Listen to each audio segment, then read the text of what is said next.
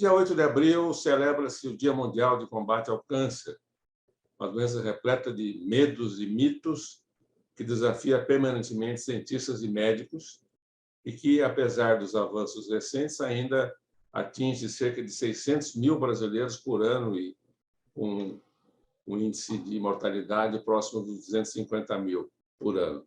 O mais grave é que, como os números indicam, certas formas de câncer, como o de mama, por exemplo, têm sua incidência aumentada sistematicamente nos últimos anos, sobretudo entre pacientes mais jovens. Mas, ao mesmo tempo, os cientistas têm disponibilizado aos oncologistas terapias cada vez mais eficientes e personalizadas, que têm permitido aos médicos derrotar muitos casos da doença que antes eram incuráveis. É sobre esse desafiador confronto entre as células malignas e os cancerologistas nós vamos conversar com o Dr. Rafael Luiz, um dos especialistas em oncologia clínica do Grupo Sonho, de Campinas, e mestre em oncologia pela Unicamp. Afinal, nós estamos mais perto de vencer o câncer ou ele ainda é invencível na maior parte dos casos? Dr. Rafael, muito obrigado por sua presença aqui. E eu começo perguntando a você o seguinte: no Dia Mundial de Combate ao Câncer, há algo para se comemorar ou o cenário da doença ainda é assustador? Olá, Celso. Olá a todos. Obrigado pelo convite, primeiramente. E em nome do Grupo Sonho, é uma oportunidade muito importante da gente disseminar o conhecimento através da explicação, da conversa, né? Então, hoje, o que eu acho sobre a evolução, né, do câncer e do tratamento do câncer nos últimos anos? Então, sim, a gente tem tido bastantes inovações nas últimas décadas, principalmente. Então, a gente nota o surgimento de muitas terapias novas, terapias revolucionárias e muito mais direcionadas, ou seja, mais personalizadas para cada tipo de câncer. Lembrando que cada tipo de câncer é um câncer diferente, dependendo de onde ele surge. Então, essas terapias estão sim mudando o caminho, né, a história natural da doença. Então, a gente tem sim algo aqui comemorar, que é essa melhor individualização do tratamento, o que tem levado paulatinamente a maiores tempos de vida e melhor qualidade de vida dos pacientes. Mas a gente tem que sempre lembrar que existem mundos diferentes. Existem países muito heterogêneos e também no próprio país, como no Brasil, a gente tem o sistema público e o privado. Eu acho que isso talvez seja o maior problema nosso aí, essa desigualdade entre os dois sistemas. Aliás, Rafael, falando nisso, vocês se manifestaram recentemente pela mídia a respeito da aprovação de uma medida provisória, né, que disponibiliza, entre aspas, as novas drogas, né, até os pacientes do SUS, mas com um inconveniente que, no caso do câncer, pode ser fatal. Dá 180 dias para que a Anvisa aprove cada nova droga. E depois disso são mais 10 dias. E 10 dias para se colocar em prática. E você mesmo diz, né, o câncer não espera. Até que ponto isso, de fato, afeta o tratamento ideal do câncer aqui no Brasil? Então, essa medida provisória foi aprovada agora em fevereiro, né? Eu acho que eu preciso explicar rapidamente de onde vem isso, né? Então, a gente sabe que no sistema suplementar, no sistema de planos de saúde do Brasil, existe uma incongruência, um paradoxo muito grande, principalmente no tocante à oncologia. Por quê? As drogas, as medicações injetáveis, são automaticamente, obrigatoriamente cobertas pelos planos assim que entram na bula da Anvisa, assim que são aprovadas no Brasil para aquela indicação. E, ao contrário, as drogas orais não são. Então, a partir do momento que se aprova na bula uma droga oral, ela ainda precisa entrar numa lista da Agência Nacional de Saúde Suplementar para tornar-se obrigatoriamente coberta pelos planos de saúde. E essa lista é o rol da ANS. O rol da ANS existe desde 98 para a medicina em geral, né? mas existe desde 2013 para as drogas orais da oncologia. E na oncologia, cada câncer tem o seu tratamento específico. E as pesquisas não distinguem, eu vou querer fazer uma medicação injetável, eu vou querer fazer uma medicação oral. Então, isso leva àquele paradoxo de que medicações com o mesmo objetivo de tratar o câncer, uma é aprovada e a outra não é aprovada por causa da questão de via de administração, porque existe essa barreira na Agência Nacional de Saúde Suplementar. Tendo isso em vista, né, sabendo que a gente não tem acesso fácil às medicações orais e tem acesso fácil às injetáveis, as pessoas têm, né, os políticos, as sociedades têm tentado acabar com o rol da ANS, ou até mesmo reduzir o tempo de incorporação dessas tecnologias. Porque hoje, com o funcionamento, né, até agora, fevereiro, uma medicação podia demorar até 4 anos, desde a aprovação científica dessa medicação até o momento que ela é realmente disponível ao público.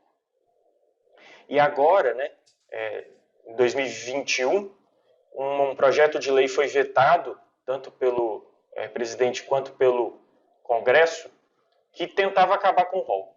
Então, era a solução mais, vamos dizer, justa. E agora, essa medida provisória é um meio termo.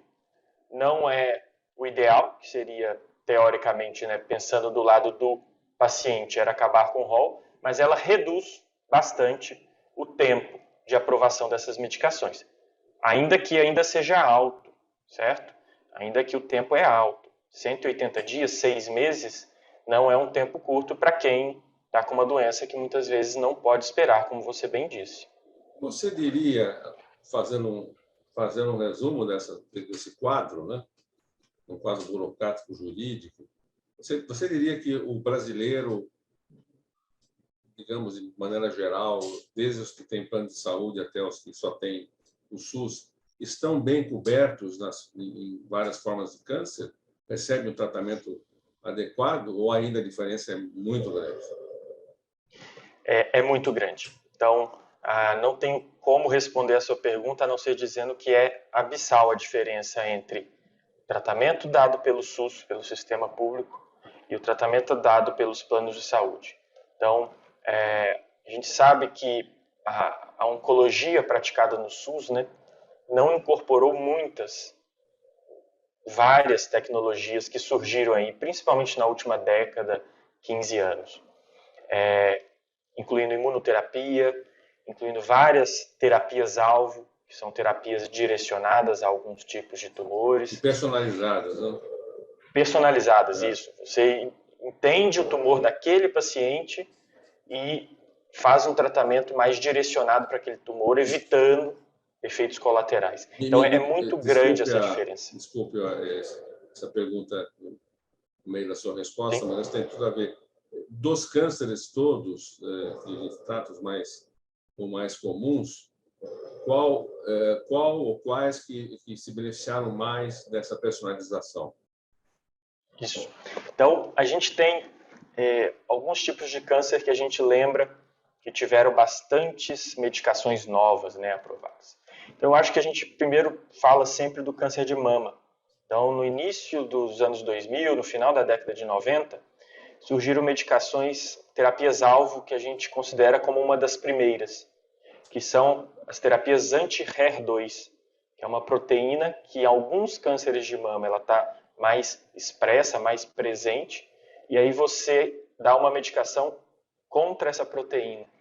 E isso faz inibir de forma mais potente essa proliferação dessas células.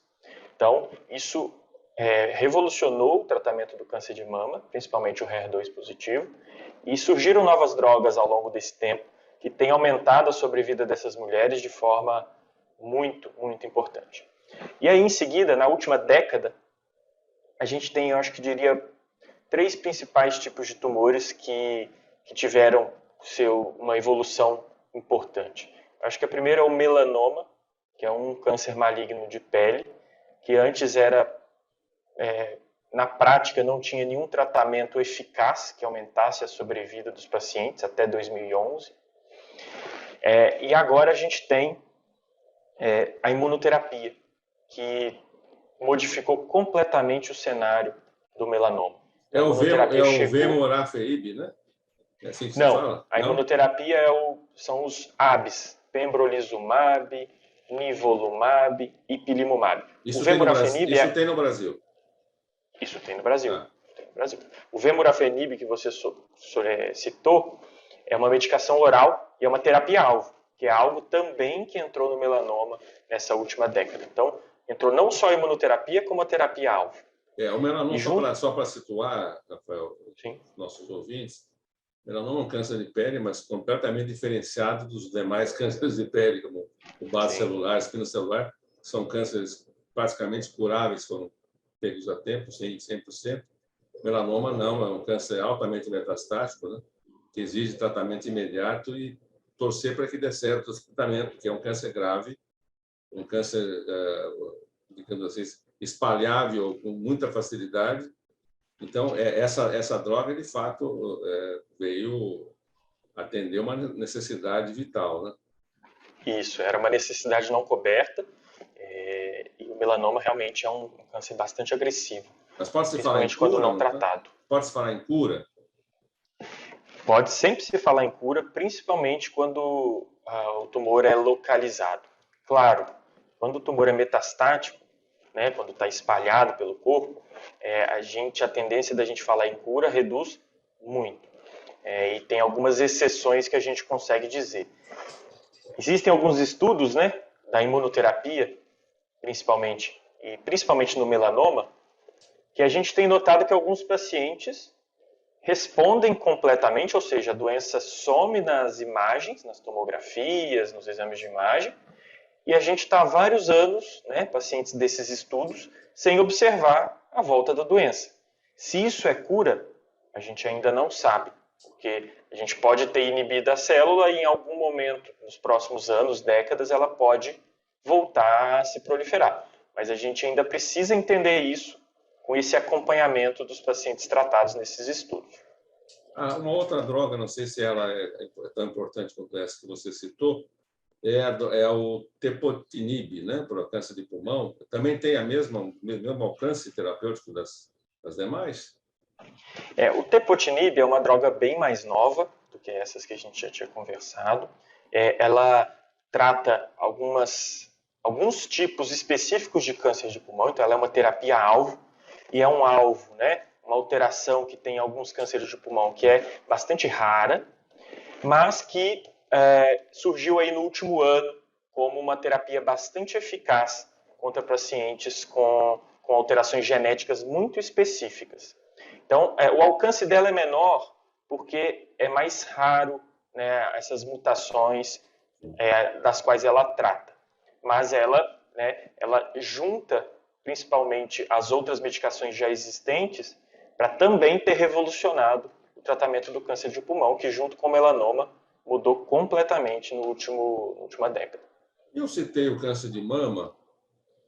A impressão que eu tenho como leitor de notícias sobre o câncer, também como jornalista da área de saúde, e pelas pesquisas que eu leio, me parece claro que houve uma antecipação etária da incidência do câncer em mulheres. Antigamente se falava no câncer de mama no período pós-menopausa, né? Em geral, 90% das pacientes com câncer de mama eram já menopausadas, ou tiveram câncer diagnosticado após a última menstruação. Agora você tem moças com 30 anos de idade, né? 40 anos de idade, inclusive os médicos, por causa disso, estão recomendando antecipação radical da primeira mamografia, né? Antes era 50, passou a 40, agora fala que você tem 30. O que nós erramos aí? O que as mulheres estão errando em termos de comportamento? Enfim, qual é a nossa culpa para essa antecipação tão precoce do câncer de mama? Eu acho, Celso, nessa situação da incidência do câncer de mama ter mudado aí nos últimos anos, décadas, acho que a gente não consegue falar exatamente em culpa, mas talvez uma modificação aí do comportamento, né, do estilo de vida, principalmente. Então, um dos fatores que tem crescido e tem se tornado um dos principais fatores para desenvolvimento, né, para aumento do risco de câncer, é a obesidade, é o sobrepeso, estar acima do peso ideal. Então, a obesidade tornou-se uma epidemia já faz algum tempo. Então, em alguns países chega a haver mais de 40% de pacientes, de pessoas, né, obesas. E a obesidade está muito relacionada a vários tipos de câncer, incluindo câncer de mama. E, assim, além disso, né, não só a obesidade veio para aumentar essa incidência, a gente sabe que com a evolução da tecnologia, com a educação das pessoas, com acesso à saúde, a gente tem uma ideia de que a incidência esteja aumentando, mas não necessariamente todo esse aumento seja real. Talvez a gente não estivesse identificando anteriormente esses tumores nessas pacientes mais jovens. Então a gente talvez esteja identificando mais cedo, identificando mais, né, as pacientes tendo mais acesso a exames, acesso ao diagnóstico, e isso tem algum impacto aí na incidência do câncer de mama. Mas eu acho que esses dois pontos são importantes de lembrar, e outros que a gente ainda não consegue mensurar, que são estudos muito complexos de serem feitos, que outros fatores de risco. Um deles é a poluição ambiental, que a gente ainda patina nos estudos para tentar relacionar ela com o aumento de incidência de câncer. Então, assim, com o aumento de incidência de câncer de pulmão a gente relaciona, mas vários outros tipos de câncer é muito difícil de fazer um estudo que tente comprovar isso. De qualquer maneira, Rafael, eu mencionei isso, qual é a idade ideal hoje para se iniciar o controle mamográfico? Isso, então, existe bastante discussão, então, mulheres vão ouvir de alguém que é 50 anos, outras vão ouvir que é 40 anos. Mas pelo SUS, né, pelo Ministério da Saúde do Brasil, é a partir dos 50 anos, e isso é um consenso absoluto no mundo. Então, a partir dos 50 anos, mamografia anual, acompanhamento, rastreamento do câncer de mama. Quer dizer, Agora, o SUS não fará uma mamografia numa mulher com menos idade, a não ser que tenha como sintomas. rastreamento, isso como rastreamento padrão, não. Agora, pelos novos estudos que têm sido feitos, o ideal seria fazer a partir dos 40 anos, pelo menos a cada 2 anos, uma mamografia. Então, nos planos de saúde, essa indicação é mais seguida. Então, existe essa diferença aí do público para o privado também. Aliás, Rafael, falando nisso também, num diagnóstico mais precoce, sempre remete a 2 fantasmas femininos: necessidade de extração da mama completa e a quimioterapia, que leva àquele quadro de sintomas que todos conhecem, aquele quadro lenço na cabeça, mal-estar por algum período, sem a certeza de cura, né? O tratamento tem que ser feito, mas sem certeza. E essa abordagem radical do câncer de mama, até com extração de ambas as mamas, né, para até prevenir, até do ponto de vista plástico, né, do ponto de vista estético, né, você tem melhores resultados fazendo ambas e até previne um câncer na segunda mama. Mas temos resultados melhores hoje em substituição à quimioterapia e ao resultado estético dessa correção? Então, alguns pontos aí importantes que você tocou. Então, a quimioterapia é padrão para vários tipos de tumores, até antes da cirurgia, em algumas situações depois da cirurgia, para reduzir a chance do câncer de mama, no caso, voltar. A gente sabe que tiveram vários avanços aí nos últimos tempos.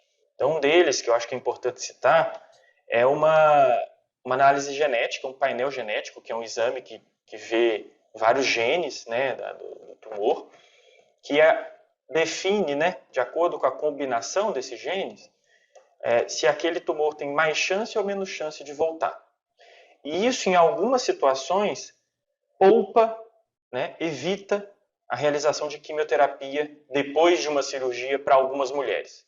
Então, isso mudou bastante e isso é algo que é utilizado não vou dizer rotineiramente, mas em muitas pacientes, porque o acesso a esse exame ainda não é obrigatório pelo plano de saúde, muito menos pelo SUS. Bom, a gente sabe que a quimioterapia tem sido, né, substituída por terapias-alvo, né, imunoterapia, como eu falei, na doença metastática. Mas isso também tem vindo para a doença quando ela está em ponto de curar, né, localizada. Então, a gente tem algumas terapias-alvo, principalmente naquela situação que eu falei, né, dos tumores HER2, que a gente faz tratamentos antes ou até depois da cirurgia, né, direcionados. E agora, mais recentemente, tem alguns estudos mostrando que a imunoterapia também pode ajudar algumas mulheres a terem uma resposta melhor do tumor e isso poder fazer com que a cirurgia ou seja uma cirurgia menor ou seja uma cirurgia mais fácil, com menos complicações e isso tornar, né, o efeito, o resultado estético, o resultado para a paciente melhor. Em relação à mastectomia, né, retirar as duas mamas que você falou, isso é muito indicado geralmente ou quando o tumor é dos dois lados, né, obviamente, ou quando a paciente tem algum gene, né, alterado, muito específico, que aumente muito o risco de novos tumores na outra mama. Então, isso tem suas indicações bem específicas e com as novas tecnologias, com a gente descobrindo as mulheres que têm esses genes, isso tem acontecido mais vezes, né? A gente tem visto mais mulheres fazendo mastectomia dos dois lados por conta disso.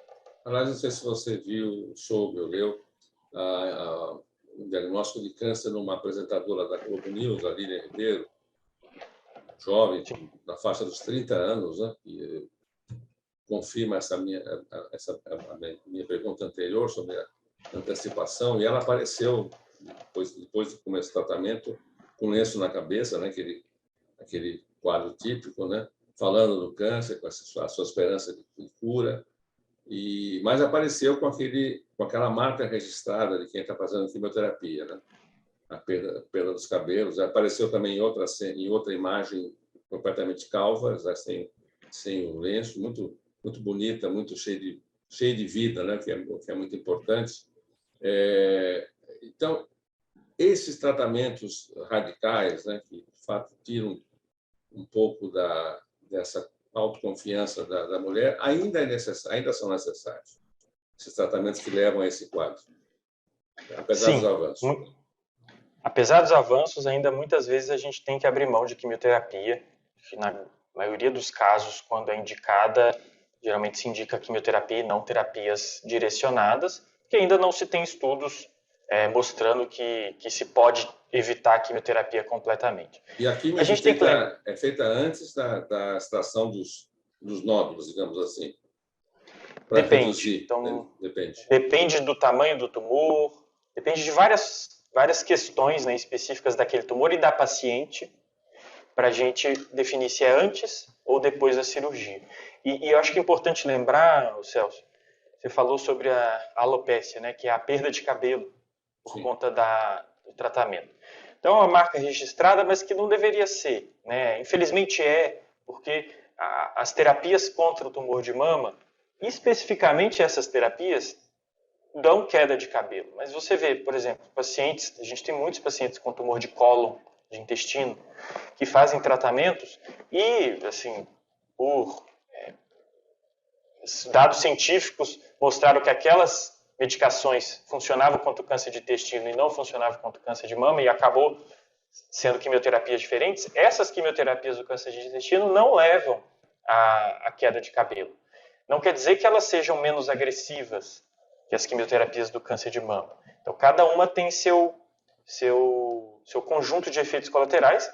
Dentre eles, pode ter a alopécia, que muita gente relaciona, né, a estigmatização, mas não deveria ser assim, porque é uma consequência esperada do tratamento, apesar de que, né, tem a questão da feminilidade, né, a paciente perde um pouco da sua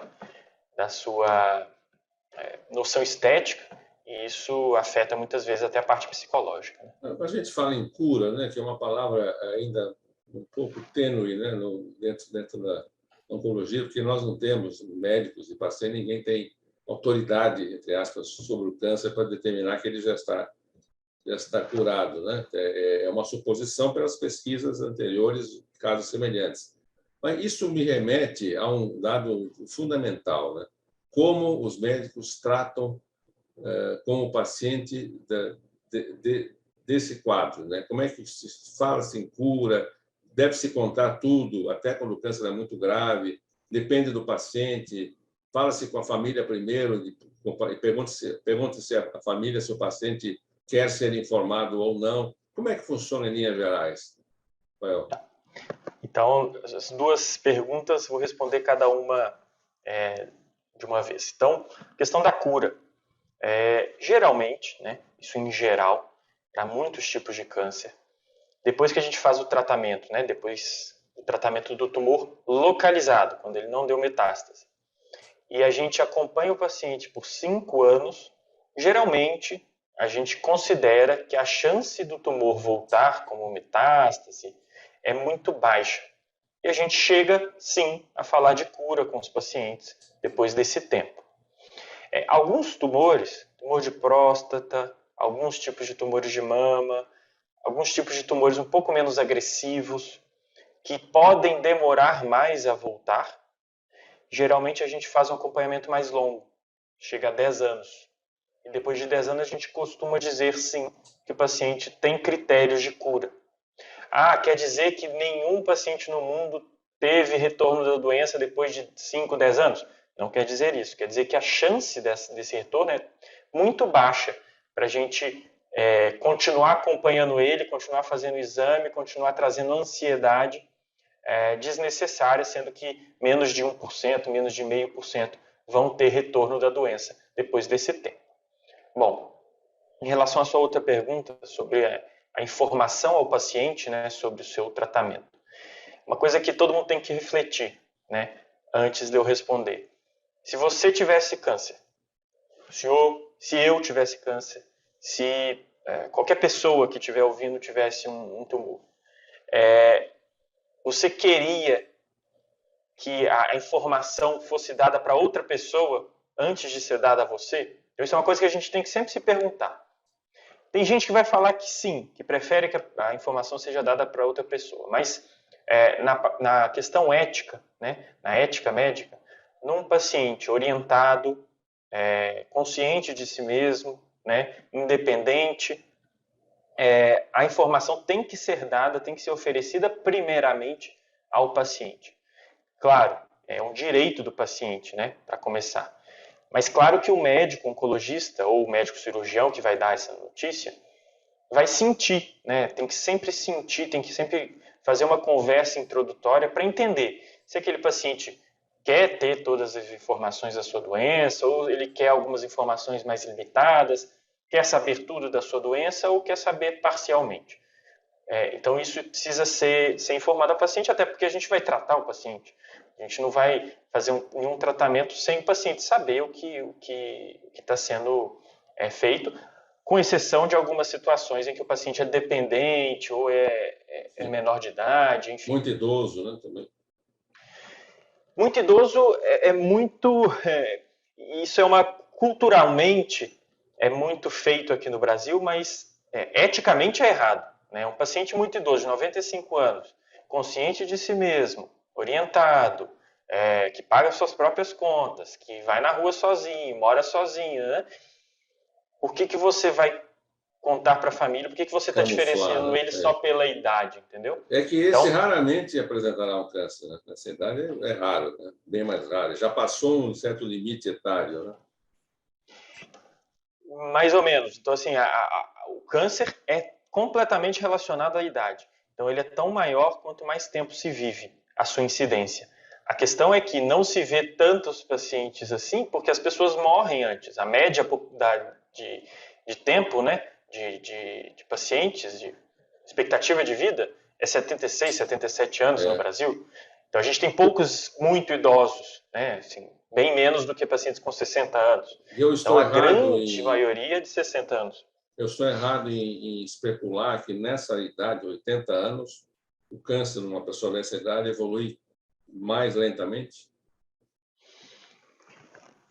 Não está completamente errado, por quê? Porque geralmente, num paciente com essa idade, podem surgir tumores que tenham um comportamento menos agressivo, como o tumor de próstata, como o tumor de mama relacionado a hormônios, né, na mulher pós-menopausa. Então, esses tumores podem sim ter algum comportamento menos agressivo e, uma coisa importante esses pacientes sendo mais idosos, muitas vezes com outros problemas de saúde, às vezes eles têm alguma complicação que pode estar relacionada ao tumor, eles falecem por causa dessa complicação, seja uma pneumonia, seja um AVC, seja um infarto, e não chegaram a ter o diagnóstico daquele tumor.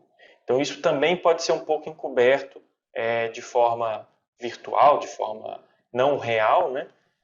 Por causa dessa fragilidade, dessa chance de falecer por outros problemas de saúde, não necessariamente o câncer. Rafael, você citou o câncer de próstata, que interessa a nós especificamente, né? E eu acho que, guardar as proporções, embora câncer de mama também dê em homens, né, com muito menos frequência, mas não é impossível em homem, a próstata, câncer de próstata só em homens, evidentemente. Mas eu diria que o câncer de próstata é um equivalente masculino ao câncer de mama, né? Tem a ver com o seu aparelho reprodutor, tá tendo um aparelho feminino e masculino. Agora, o câncer de próstata, como você disse, tem uma evolução mais lenta, não é tão agressivo, mas ele cada pouco envolve uma mudança de conceitos, né? Você lembra quando surgiu o PSA? Era um medidor nobre do câncer de mama. Acima de tal era câncer, né? E depois começou a se comprovar. Eu já tive 9 de PSA numa certa medida e o médico desconfiou numa prostatite, me deu antibiótico, caiu para 0. Então, o PSA já não é tão soberano quanto era para diagnosticar um câncer de próstata. É isso mesmo? Sim, é isso mesmo. Então a gente sabe que muitos cânceres de próstata costumam ser um pouco menos agressivos do que os outros tipos de câncer. Muitas vezes são detectados rapidamente, principalmente por causa do rastreamento. Então, como você falou, o PSA, né, surgiu aí no final do século passado como uma tentativa de detectar mais cedo o tumor, tratar mais cedo e curar mais. Inicialmente era feito sozinho, né, só o PSA. A gente sabe que os estudos que tinham aprovado, né, o rastreamento do PSA incluíam o PSA e o toque retal em conjunto, não adiantava um ou outro. Então, os dois juntos preveniriam o câncer de próstata. Existe alguma discussão ainda sobre isso, então não é algo igual a mamografia ou igual o Papa Nicolau para as mulheres, que é algo assim, é consenso entre todos os especialistas e tal. Então, isso tem que ser discutido de paciente para paciente se o rastreamento tem que ser feito ou não. E a gente tem que lembrar que um dos principais motivos é que a gente pode tratar demais, tratar antes, sem precisar ter tratado, porque às vezes o tumor é tão pouco agressivo que o paciente ia falecer de outro motivo e não do tumor de próstata. E aí entra nessa questão que você disse, da especificidade do PSA. Então, o PSA é específico para a próstata, mas não é específico para o câncer de próstata. Então, tem outras doenças da próstata, aumento da próstata benigno, prostatite, que podem levar ao aumento do PSA sem isso significar tumor. Então, por isso que precisa de conversar com o seu médico antes, de fazer os dois exames, né, o PSA e o toque retal, e fazer um acompanhamento. A partir de que idade, Rafael, você recomendaria isso? A partir de que idade? A partir dos 50 anos, geralmente. Primeiro para a toque, maioria primeiro dos homens. PSA. Também há quem recomenda antecipação para 40, né? Pelo menos o PSA. Isso.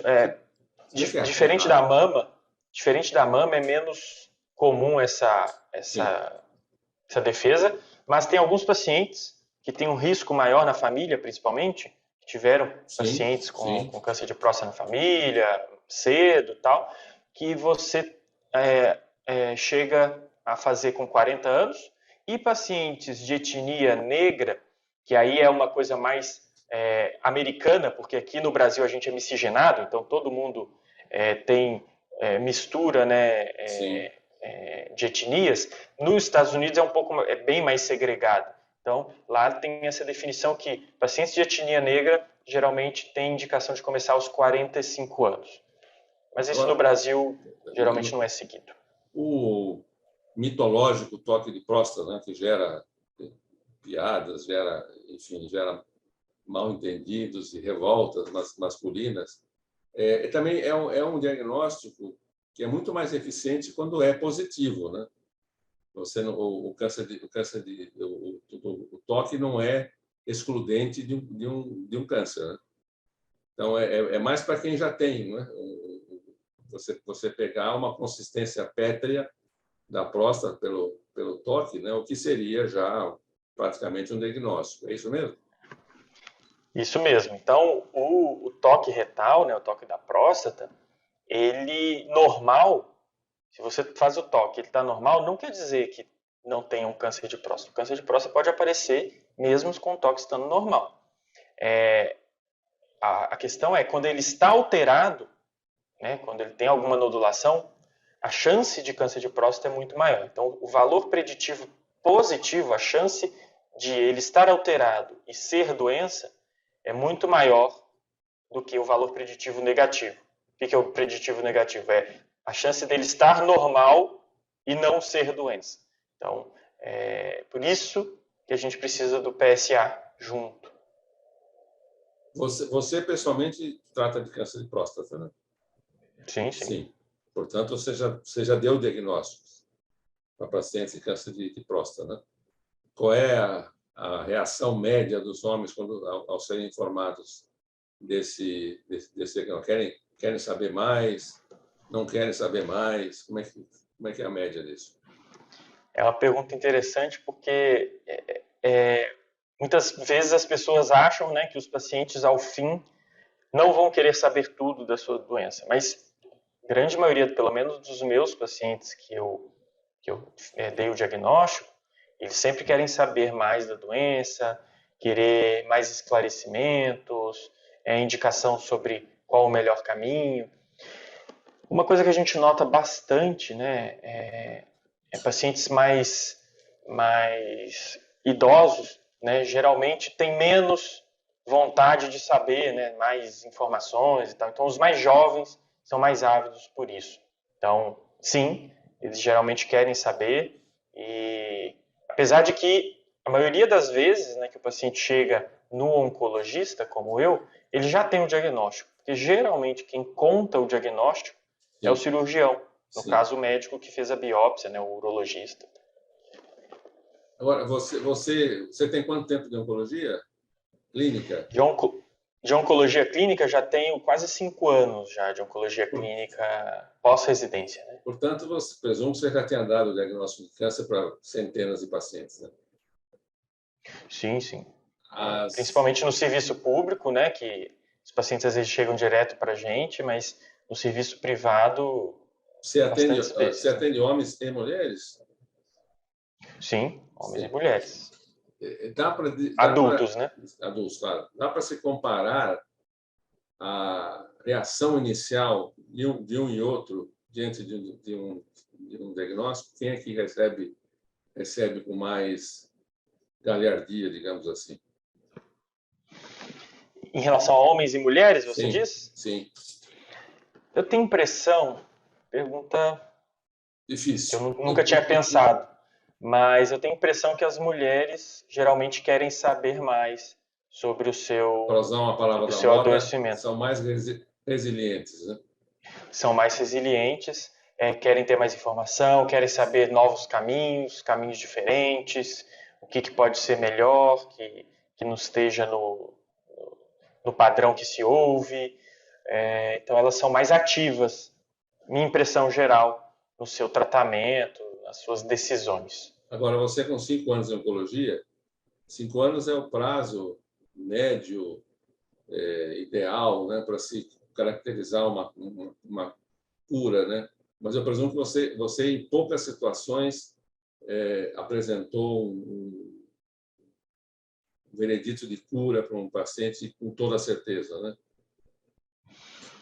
Olha, A não ser um câncer de pele, né? Que você extrai a verruguinha. Vamos lá. Eu já apresentei várias vezes diagnósticos de cura, porque eu tendo feito residência no SUS, a gente acompanha pacientes que já estavam há 4, 5 anos acompanhando, Sim. e a gente Sim, acaba claro. dando alta, informando a cura e tal. Então, assim, acompanhar um paciente do início ao fim do seu tratamento em 5 anos, também já acompanhei nesse tempo que já tô trabalhando. Mas é muito importante, né, lembrar que, e falar isso para o paciente, que essa cura é estatística, como tudo na medicina é estatístico. Então, é algo que a gente fala para o paciente, dá alta, ele não precisa voltar mais no oncologista, e isso é uma libertação para ele. Né? Uma ansiedade a menos, é uma preocupação a menos, e sim, a gente, é rotina, né, a gente dá essas informações para os pacientes. Rafael, Felizmente, né? claro, um caso pessoal, eu tive pai e mãe com câncer, mama e cólon, respectivamente. Aliás, mãe e pai, né? Mama e cólon, ambos na faixa de 60 anos, e faleceram de velhice, 25 anos depois. Isso já faz 30 anos, né? Então, você veja que com muito menos armas terapêuticas naquele tempo, a cura não é uma coisa impossível, né? Acontece, sem químio, nenhum dos dois fez químio. Na época, a químio era muito pesada, eles decidiram não fazer, e sobreviveram 25 anos cada um. Então, a nossa oncologia é muito avançada. Eu já ouvi falar muito bem do Grupo Sonho. Vocês são 11 especialistas, não é isso? Somos, na verdade, 10 10. especialistas. E nós prezamos, né, sempre pelo uso da ciência de forma racional. Vocês estão alinhados tem às historiado. recentes descobertas, né? E outra coisa, Sim. vocês se baseiam também quase que um tripé, né? Tratamento integral, tratamento humanizado e tratamento multidisciplinar. Essa é a chave para se combater um câncer, seja ele qual for. Sem dúvida. Então, assim, a gente não tem que basear só na ciência. A ciência sozinha não se sustenta. A gente precisa de ter o foco no paciente e principalmente utilizando as armas que a gente tem de outros profissionais, que são tão ou mais importantes que a gente. Então, o próprio nutricionista, o farmacêutico, o psicólogo, né, a enfermagem. Então, todo mundo junto, né, dando a sua contribuição, vai fazer o paciente estar melhor nutrido, melhor mentalmente, para tolerar um tratamento de forma mais a contento e assim aumentar a chance de cura, que muitas vezes chega a passar dos 90%, dependendo do estágio da doença, como você deu exemplo aí dos seus pais. Em que formas de câncer a gente alcança essa porcentagem? Pode avançar? Na maioria deles, mas assim, a gente lembra que, por exemplo, câncer de mama, estágios 1, câncer de próstata iniciais, alguns tipos de câncer de testículo. A maioria dos cânceres, quando eles são muito iniciais, essas taxas podem passar de 80% a 90% com facilidade. Claro, muito iniciais. Então, isso vai diminuindo à medida que o estágio, né, o tamanho do tumor, o acometimento de ínguas, de gânglios, ou as metástases, obviamente, vão aumentando em incidência. Então, quanto mais espalhado, geralmente menor a chance de cura. É difícil falar em diagnóstico inicial no câncer de pâncreas, por exemplo, né? E não existe um programa de detecção precoce de câncer de pâncreas. Você pega por acaso ou quando já tem sintoma e é um câncer muito grave, né? Talvez seja o mais grave. Isso. Né? Você acha que é o mais grave? O câncer de pâncreas é um dos, talvez, né, mais agressivos, né, com o menor tempo de vida dos pacientes. Um dos. Quando você pensa tá que junto com alguns outros, por exemplo, tipo de estômago ou até o de esôfago, são tumores bastante agressivos. do aparelho digestivo, mas, claro, em geral. Né? Isso. E o tumor de pâncreas, a questão dele não ser detectado precoce é que não tem um exame que detecte ele antes, né, como rotina, e ele dá sintomas, né, o paciente sente alguns sintomas quando ele está muito grande, geralmente. Então, quando ele dá dor, geralmente ele já está um tumor mais avançado, já se espalhou para outros órgãos, né? Ou quando ele obstrui o canal do fígado, do pâncreas, ele já está muito grande. E é um câncer democrático. Quem faleceu de câncer foi o homem mais rico do mundo na época, Steve Jobs. Faleceu de câncer depois de um ano. Ele conseguiu, talvez, prolongar um pouco a sobrevida, mas, enfim, chegou ao fim do tratamento, como quase 100% dos pacientes chegam, né? Pobres ou ricos, com acesso a medicamentos ou não. Em comparação, digamos, do outro lado do diagnóstico, os tumores mais curáveis são esses de pele não melanoma, não? Isso, eu diria que sim, os CBCs, né, o carcinoma basocelular principalmente, que é o tumor mais incidente no mundo, e os SECs, que são bem menos incidentes, mas também são altamente curáveis com cirurgias locais. O que é SEC? São tumores de pele. SEC também tomou de pele também. CEC. É um tipo de tumor, né, um tipo de célula que leva ao tumor, um pouco diferente do CBC, que é o câncer de pele mais comum, que também dá na pele, mas que também a gente consegue, com uma cirurgia bem feita, tirar e aumentar a chance de cura. Esses tumores de pele são detectáveis pelo paciente fisicamente, do ponto de vista visual? A maioria das vezes, sim. Como eles estão relacionados à exposição solar, né, muitas vezes a exposição solar, geralmente eles são detectados nas regiões expostas ao sol. Então, face, principalmente, aqui, braços.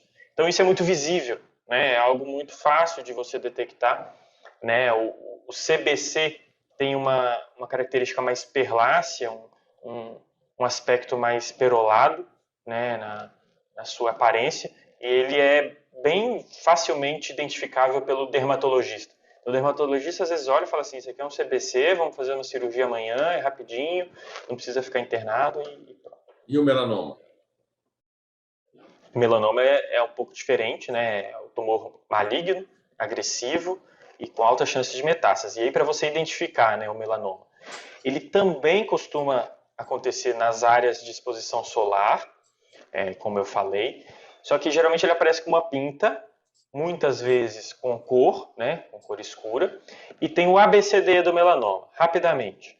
Uma pinta assimétrica, ou seja, disforme de um lado diferente do outro, com as bordas irregulares, então não é certinha, né, a borda, o círculo dele não é certinho, com um diâmetro maior do que 6, 7 milímetros, também é importante, com a cor variável, então assim, você vê várias cores na mesma pinta, e com evolução incomum, ou seja, que está crescendo ao longo do tempo, que você vê crescer a olhos vistos. Então o ABCD do melanoma é importante. O melanoma não é sempre preto, não é sempre escuro. Não é sempre preto. Então pode ter melanomas amelanóticos, que são melanomas até brancos, assim, sem cor.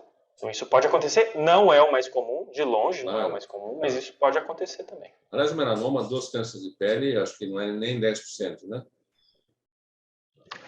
Nem 10%, sem dúvida. Sem dúvida. Por isso que é tão grave. Importante, nos pacientes com pele escura, pele preta, muitas vezes o melanoma pode acontecer nas palmas das mãos e plantas dos pés. Então pode aparecer pintas escuras nessas regiões, que são mais fáceis até de identificar, porque rapidamente você vê aquela pinta. Já estamos quase no final da nossa entrevista, né? Eu perguntei se a gente cometia muitos erros, né, em relação ao câncer, que erros a gente pode tentar evitar, né? Se você der um pequeno guia de prevenção do câncer para um jovem de 18 anos de idade, que cuidados básicos ele deve ter ou pode ter para tentar, de alguma maneira, evitar o surgimento ou não facilitar o surgimento de um tumor maligno? Perfeito, é muito importante essa informação. Então, começando, né? Atividade física. Atividade física regular, 150 minutos ou mais de atividade leve e moderada por semana, regularmente, sem uma semana sim, sem semana não, tem que ser regular mesmo. Dieta balanceada, então não é restringir completamente nutrientes, mas consumir mais frutas, vegetais, legumes e menos gordura animal, mas menos, não quer dizer que não é ir no churrasco claro. De 15 anos e não comer, mas reduzir, ter uma rotina de prevenção do câncer de pele, usando protetor solar, principalmente nas áreas expostas, né? Rosto, colo e braços, e fazer os rastreamentos a partir do momento que eles são indicados. Então, câncer de mama, 40 anos, mamografia para as mulheres, o câncer de colo de útero, muito importante para os jovens, nas meninas, depois de terem tido, né, já terem atividade sexual, a partir dos 25 anos já é indicado, né, a rotina ginecológica. Para os pacientes com câncer de próstata, a partir dos 50, conversar com seus médicos para ver sobre o rastreamento com o PSA e toque retal. E eu acho que uma coisa que isso está voltando um pouco, né, com a questão do cigarro eletrônico, evitar o tabagismo. Então, evitar o tabagismo é muito importante, porque o tabagismo ainda é o principal fator de risco para câncer no mundo. Você diria, e está sendo suplantado pela obesidade, mas ainda é. Você diria que o fumo em relação ao câncer de pulmão é o fator de risco mais notório, o mais evidente, o mais eficiente, entre aspas? Vocês conhecem? Isso, fator de risco mais maligno. Modificável. Claro. Por quê? O maior fator de risco para o câncer chama-se idade. O segundo maior fator de risco que a gente conhece e é modificável, ou seja, você consegue mudar, é o cigarro ainda. A obesidade tende a ser, nas próximas décadas, maior do que o cigarro, porque as pessoas estão fumando menos e estão ficando mais obesas. Então, evitar a obesidade também é outro caminho muito importante para prevenir o câncer. Para terminar, Rafael, você é tão novo que certamente você vai chegar à época, trabalhando ainda como oncologista, você vai chegar à época em que a maior parte das formas de câncer serão controladas e, se não curadas, controladas, muito bem controladas. Vão sobrar poucos casos. Agora, uma pergunta inicial em relação a isso.